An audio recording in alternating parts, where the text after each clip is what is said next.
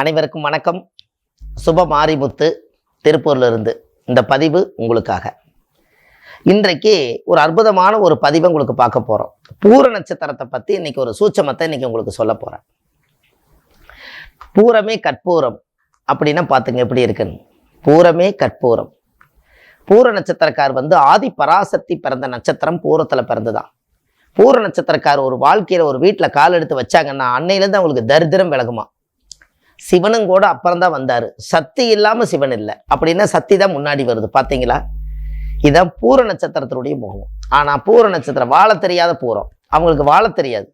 பூர நட்சத்திரம் சிம்ம ராசியில் பிறந்திருப்பாங்க. அவங்க ட்ரெஸ் பண்ணிக்கிறதும், நடை உடை பாவனை, மற்றவங்களுக்கு மகிழ்ச்சி பண்ணுறதும், சந்தோஷப்படுத்துறதும், மற்றவங்களுடைய மனசை ரொம்ப மகிமையாக்குறதும், இதெல்லாம் அவங்களுக்கு ரொம்ப பிடிக்கும்.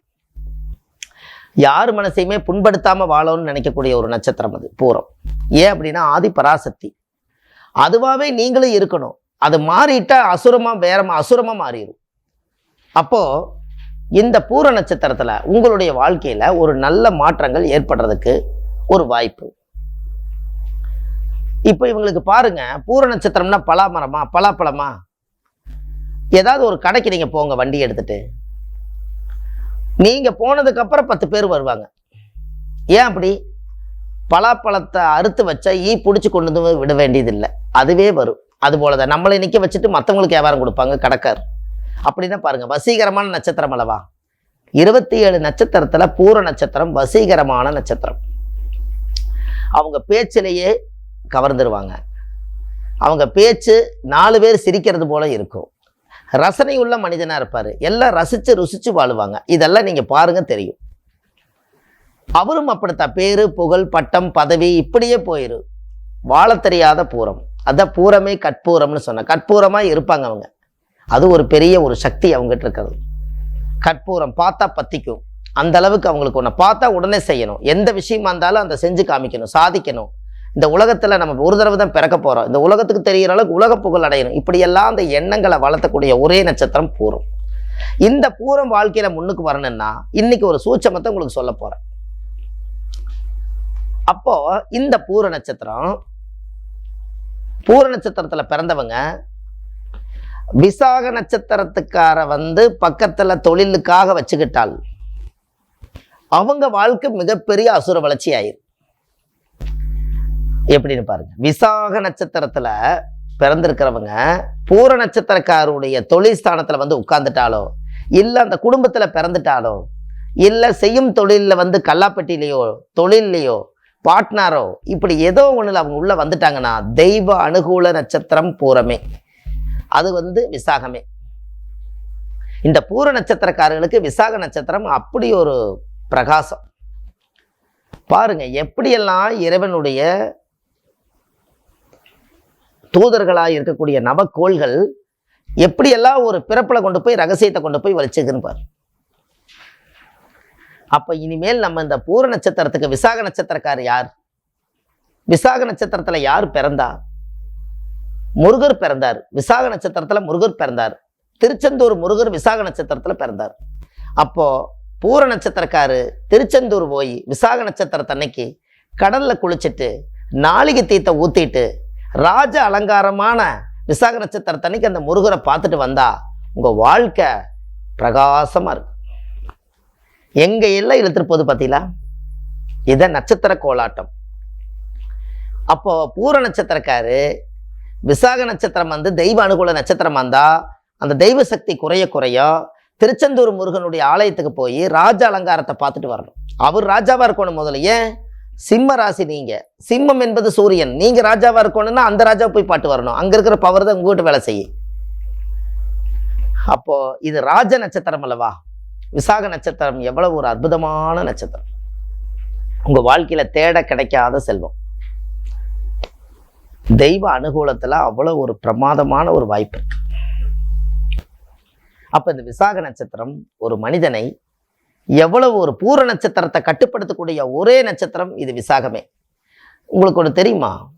நம்ம வீட்டிலேயே கோபதாபத்தில் விசாக நட்சத்திரம் நம்ம ஏமாந்து ஏதோ ஒரு குறும்பு பண்ணாலோ ஏதோ பண்ணாலோ நம்ம போட்டு அடிச்சிருப்போம். அடிக்க என்னாங்கன்னா உங்கள் ஜாதகத்தில் இருக்கிற சக்தி குறைய ஆரம்பிச்சிடும். இன்னைக்கு இந்த சூட்சமத்தை நீங்கள் தெரிஞ்சிட்டீங்கன்னா வாயில் பேசுவீங்க, கை வேலை செய்யாது. தெரியாமல் நம்ம செய்வோம், சின்ன குழந்தையா இருந்தால் அடிச்சு போடுவோம். ஆனால் அது விசாகம் பிறந்து நம்மளை வளர்த்துருக்கு. நம்ம அதை வேற பிடுங்கிட்டோம்னா என்ன ஆகிறது? அதுக்கு தான் பரிகாரத்தை கொடுத்தவங்களுக்கு. விசாக நட்சத்திரத்தன்னைக்கு திருச்செந்தூர் முருகரை போய் பார்த்துருவாங்க. அது எவ்வளவு பெரிய பொக்கிஷம் பாரு. இது எல்லாமே உங்களோட வாழ்க்கையில ஒரு பெரிய அற்புதமான ஒரு விஷயங்கள். பூர நட்சத்திரக்காரர்களுக்கு பலவிதமான ரசனை உண்டு. தெய்வ அனுகூலத்தோட வாழ்க்கையில கஷ்டத்தை எல்லாத்தையும் அனுபவிச்சு முடிச்சுட்டு தான் உங்களுக்கு புத்தி வரும். அது வரைக்கும் வீடு தங்க மாட்டாங்க, சுத்திக்கிட்டே தான் இருப்பாங்க. சிங்கம் காட்டுக்கு ராஜா, இது நாட்டுக்கு ராஜாவாகும்னு நினைச்சே வாழ்க்கையை தொலைச்சிடும். ஏன் அப்படி?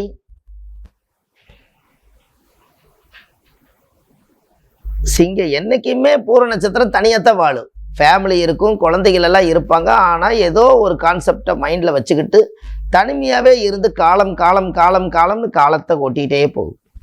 இப்போ ஏதாவது ஒரு வழியில் ஒரு மனிதனுடைய வாழ்வாதாரம் ஒரு இடத்துல நிலையாக இருக்கணும் இல்லையா? பிறப்பு அப்படி வாங்கி வந்திருக்கிறப்போ அப்போ அது விசாக நட்சத்திரத்தை கண்டிப்பாக கெட்டியாக பிடிச்சிட்டா, நாமளே ஒரு தவறான பாதையில் போனாலும் கூட விசாக நட்சத்திரக்காரர் சொல் பேச்சு கேட்டாலோ, அவங்களோட ஐடியா கேட்டாலோ, அவங்களுக்கு கட்டுப்பட்டு இருந்தாலோ நம்ம தெய்வம் ஒன்று நமக்கு சொல்லி கொடுக்குது என்று பொருள். அப்போ இது ரொம்ப அருமையான விஷயம் இல்லைங்களா? கண்டிப்பாக இது ஒரு மாற்றத்தை கொடுக்கும். அப்போ உங்களுடைய வாழ்க்கையில் நீங்கள் இனிமேல் எப்படி இருக்கணுங்கிறத முடிவு பண்ணுங்க. அப்போ தெய்வத்தினுடைய அனுகிரகம் இல்லாமல் ஒரு காரியம் நடக்குமா? உங்கள் ஜாதகத்தில் பூர நட்சத்திரத்தில் சிம்ம ராசியில் ஒருவர் பிறந்து விட்டாலே அவருக்கு ஆடம்பரம் ரொம்ப பிடிக்கும், ட்ரெஸ்ஸு விதவிதமாக மாற்றுவார், மேக்கப் போட்டுக்கிட்டே இருப்பார். பெண்ணாக இருந்தாலும் ஆணாக இருந்தாலும் நல்ல கலை நயத்தோடு இருப்பாங்க. இசை, நடனம், நாட்டியம், கலை, பரதம் எல்லாம் அவங்களுக்கு தெரியும். இதெல்லாம் இறைவன்கிட்டருந்து வரமாங்கி வந்த யோகம் அது. இதை அனுபவித்து இவங்களே திருப்தி அடையாமல் தேடல்லையே போயிட்டு இருக்காங்க. எங்கேயாவது ஒரு பக்கம் நிலை ஆயிட்டா தான் பரவாயில்ல. அதுக்கு ஒரே இது, நம்மளுக்கு யார் புத்தி சொன்னால் கேட்பா. சிங்கத்துக்கு யார் புத்தி சொன்னாலும் அது கேட்காது. ஒன்னே ஒன்று, விசாக நட்சத்திரக்காரர் சொன்னால் கேட்கு. ஏன்னா பூர நட்சத்திரத்தை கட்டுப்படுத்தக்கூடியது விசாகம். விசாகம் தான் தெய்வ அனுகூலம். அப்போ தெய்வம் சொன்னால் கேட்கும் அல்லவா? இதெல்லாம் பாருங்க, எங்கேயோ கொண்டு போகுது இது. அதனால இந்த பூர நட்சத்திரம் சிம்மராசிக்கு, விசாக நட்சத்திரம் திருச்செந்தூர் முருகனுடைய ஆசீர்வாதத்தோடு கண்டிப்பாக நீங்கள் ஒரு தெய்வ அனுகூலமாக உங்கள் வாழ்க்கையில் ஒரு மிகப்பெரிய மாற்றத்துக்கு நீங்கள் வந்தே தீரணும். அதுக்கு பயப்படவே வேண்டாம். இப்படி ஒவ்வொரு நட்சத்திர கான்செப்டை பிடிச்சி நமக்கு தேவையான இடத்துல வச்சுட்டிங்கன்னா அது உங்களுக்கு தானாக வேலை செய்யும். பிரபஞ்சத்தில் நம்ம பிறக்கும்போது கிரகங்களுக்கு என்ன நீங்களே செயல்படுத்தி விடுறீங்க, நம்மளை சுற்றி விடுறோம். அதுவே சுற்றுதல்ல, அது சுற்றி நம்மளுக்கு ஒரு பிரதிபலன் கொடுக்குது, ஒரு ஒளி வருதல்ல. அதுபோல் நம்ம பக்கத்தில் வச்சிருந்தா அந்த ஒளியை நம்ம வாங்கும்போது இன்னும் கொஞ்சம் எக்ஸ்ட்ரா நம்மளுடைய வளர்ச்சி நல்லா இருக்கு. அப்போ இனிமேல் ஒரு வேலைக்கு ஒரு ஆள் எடுக்கிறதா இருந்தாலும் கூட உங்கள் ஜாதகத்துக்கு உட்பட்ட நட்சத்திரங்களை பக்கத்தில் வச்சுக்கிட்டால் அந்த வேலையும் நல்லா இருக்கும் அல்லவா?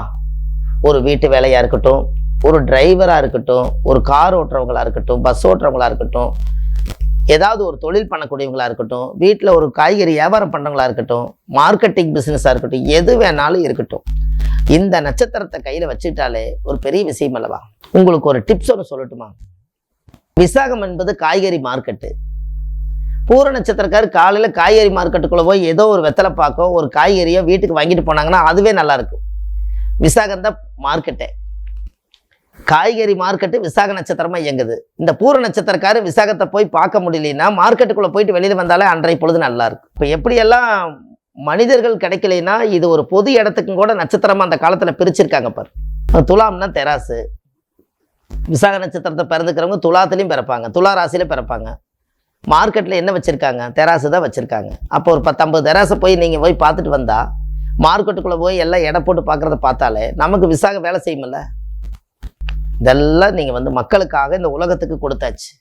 நீங்கள் அதை பயன்பட்டு உங்கள் வாழ்க்கையில் மிகப்பெரிய ஒரு வெற்றிக்கு போயிருங்க. அன்னையிலேருந்து உங்களுடைய அசுர வளர்ச்சி நீங்கள் பாருங்கள். இந்த பதிவில் நிறைய உங்களுடைய பூர நட்சத்திரக்காரர்களுக்கு ஷேர் பண்ணுங்கள். நம்ம ஆன்லைன்லேயே நம்ம ஜாதகம் பார்க்குறோம். உங்கள் date of birth, time, place கொடுத்தா போதும். A to Z உங்களுடைய வாழ்க்கை வரலாறே ஒடியாந்துடும்.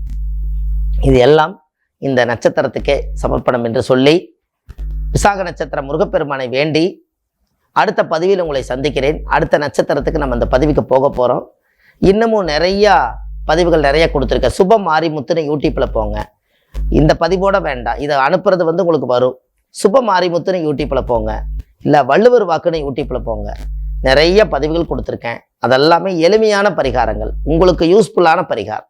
இது எல்லாம் செய்து உங்களுடைய பரிகாரத்தை நீங்கள் அதிகாரமாக செய்து உங்களுடைய பலனை வெற்றி பெறுங்கள் என்று சொல்லி இந்த அடுத்த பதிவு நட்சத்திரத்தில் உங்களை சந்திக்க வருகிறேன். சுப மாரிமுத்து. நன்றி, வணக்கம்.